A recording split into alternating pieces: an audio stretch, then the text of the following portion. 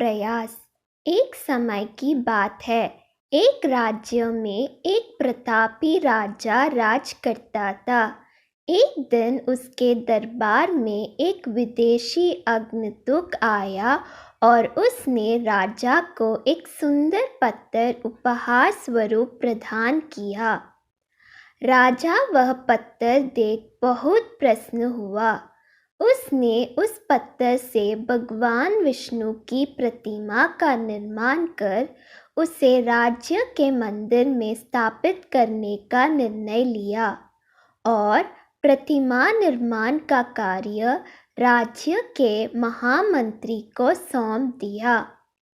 महामंत्री गांव के सर्वश्रेष्ठ मूर्तिकार के पास गया और उसे वह पत्थर देते हुए बोला, महाराज, मंदिर में भगवान विष्णु की प्रतिमा स्थापित करना चाहते हैं।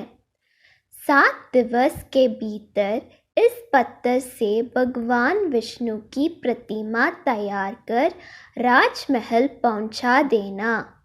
इसके लिए तुम्हें 50 स्वर्ण मुद्राएं दी जाएंगी। 50 स्वर्ण मुद्राओं की बात सुनकर मूर्तिकार खुश हो गया और महामंत्री के जाने के उपरांत प्रतिमा का निर्माण कार्य प्रारंभ करने का उद्देश्य से अपने औजार निकाल लिया। अपने औजारों में से उसने एक हथौड़ा लिया और पत्थर तोड़ने के लिए उस पर हथौड़े से वार करने लगा, किंतु पत्थर जस का तस रहा। मूर्तिकार ने हथौड़े के कई वार पत्थर पर किए, किंतु पत्थर नहीं टूटा। 50 बार प्रयास करने के उपरांत मूर्तिकार ने अंतिम बार प्रयास करने के उद्देश्य से हथौड़ा उठाया, किंतु यह सोचकर हथौड़े पर प्रहार करने के पूर्व ही उसने हाथ खींच लिया कि जब 50 बार वार करने से पत्थर नहीं टूटा तो अब क्या टूटेगा। वह पत्थर लेकर वापस महामंत्री के पास गया और उसे यह कह वापस कर आया कि इस पत्थर को तोड़ना नामुमकिन है, इसलिए इससे भगवान विष्णु की प्रतिमा नहीं बन सकती। महामंत्री को राजा का आदेश हर स्थिति में पूर्ण करना था, इसलिए उसने भगवान विष्णु की प्रतिमा निर्मित करने का कार्य गांव के एक साधारण से मूर्तिकार को सौंप दिया।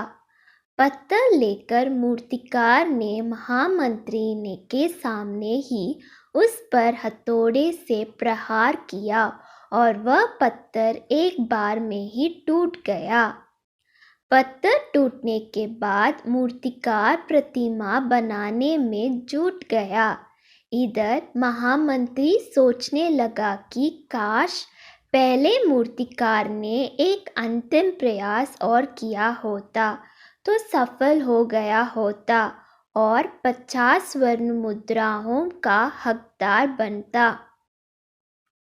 सीख मित्रों, हम भी अपने जीवन में ऐसी परिस्थितियों से दो चार होते रहते हैं। कई बार किसी कार्य को करने के पूर्व यह किसी समस्या के सामने आने पर उसका निराकरण करने के पूर्व ही हमारा आत्मविश्वास डगमगा जाता है और हम प्रयास किए बिना ही हार मान लेते हैं।